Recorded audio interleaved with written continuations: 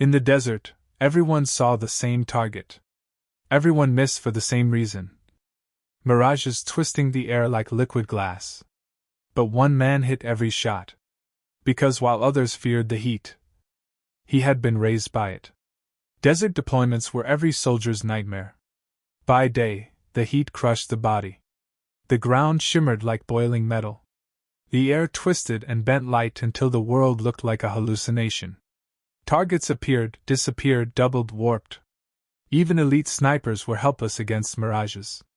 But one soldier saw differently. Private Marcus Hale, the quietest man in the unit. Nobody understood him. Nobody knew his past. Nobody knew why the brutal sun didn't seem to bother him at all. While the others hid in shade, panting for breath, Marcus sat calmly in the open sand, breathing steady. Eyes unflinching, skin weathered but unfazed. He didn't sweat. He didn't squint. He never complained. Because he had spent years living in the desert. Among a nomadic tribe that taught him to survive with nothing but wind, sand, and instinct. The desert was not his enemy. It was his teacher. But the unit had no idea that the man quietly standing in line for breakfast would be the one to save all of them. One morning, everything went wrong. Enemy sharpshooters had taken positions across the dunes. The unit couldn't move an inch. Every shot fired by U.S. troops bent in the heat. Every scope lied. Every mirage tricked them. The sergeant shouted in frustration. "Impossible! The target's dancing! My eyes are burning! Stop firing!" A shaken soldier turned to Marcus. "Why aren't you struggling? Why don't your eyes burn?" Marcus didn't look away from the desert. "Because I know what's real," he said calmly. "And what's just the heat lying to you?" Silence swallowed the squad. Then Marcus walked to the tallest dune, climbed it without hesitation, and set up his rifle. The enemy was nearly 900 meters away. In desert conditions, that might as well be a blind shot. But Marcus watched the heat like a map. He read the distortions, saw where the image bent, felt where the truth began. To everyone else, the target appeared to zigzag. But Marcus saw stillness beneath the shimmering air. He whispered, "He's not where you see him. He's where the heat doesn't move." He squeezed the trigger. Bang! The mirage shattered. A distant figure collapsed behind a sand berm. A soldier gasped. "You actually hit him!" Marcus didn't answer. He already had the second target lined up. Bang! Bang! Bang! Every shot carved a hole through the desert's lies. Every enemy fell in the exact spot others couldn't even see. By the time silence returned, the squad was staring at Marcus like they were looking at a desert ghost. After the mission, the commander pulled Marcus aside. "How did you do it? Every one of us was fooled.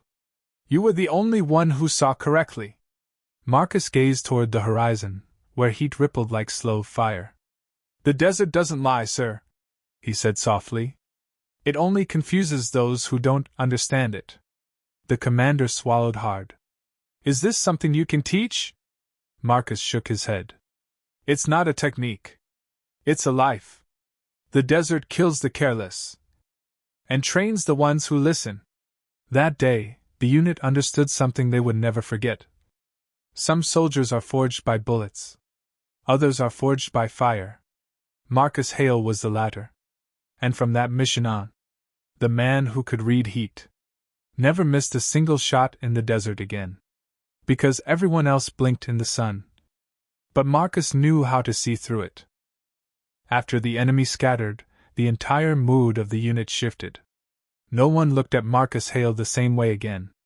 The soldiers who hid in the shade, gasping for air, couldn't forget how Marcus stood tall on that dune. Unmoving, unbothered, untouched by the heat. Sergeant Mills approached him quietly.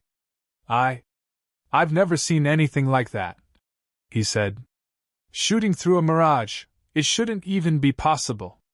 Marcus shrugged. "Heat doesn't lie, Sarge. People do." Mills didn't understand what that meant. But he understood one thing clearly. Marcus wasn't an ordinary soldier. Once the area was secured, Marcus wandered deeper into the desert alone. Hot sand shifted like a living creature under his boots. On a nearby dune crest, he noticed something strange. A footprint. But not a random one. Not an animal. Not a drifting soldier. It was deliberate. A step taken by someone who understood how to walk in shifting dunes. Without disturbing the sand. Marcus knelt, brushed the print with his fingertips. And his expression changed for the first time all day. Recognition. Shock. Memory. He whispered, "No, it can't be him." As the sun rose in a burning orange halo, Marcus's mind drifted back. Years ago, when he lived with the Bedouin tribe, there was one man. One legend. Azrak. The tribe's best tracker. The fastest hunter. A man who could read the desert the way others read books. He taught Marcus everything. How to read a mirage. How wind speaks through sand. Where heat bends truth. And where it reveals it. But the lesson Marcus remembered most was simple. The desert reveals truth only to those who respect it. One morning, Azrak's tent was empty. His tracks led into the dunes. And vanished. No one ever knew where he went. Or whether he was alive. And now, years later, Marcus had just found one of his footprints. That night a lookout soldier suddenly screamed. "Movement! 300 meters east! Someone's watching us!" The entire unit scrambled to positions. Marcus sprinted up the guard tower. And raised the long-range scope. Through the shimmering airwaves, a lone figure appeared. Distorted by the heat. Barely visible. Half mirage, half man. But the posture, still, patient, precise, was unmistakable. Someone wasn't hiding. Someone was waiting. As the sun shifted, the figure vanished instantly. "What was that? Another sniper? Are we under attack?" The soldiers muttered in panic. Marcus lowered the scope and whispered, "No. He knew I was watching. He wanted me to see him." The next morning a violent sandstorm swallowed the sky. The radio operator rushed to the commander. "Sir! We picked up a private transmission. Encrypted.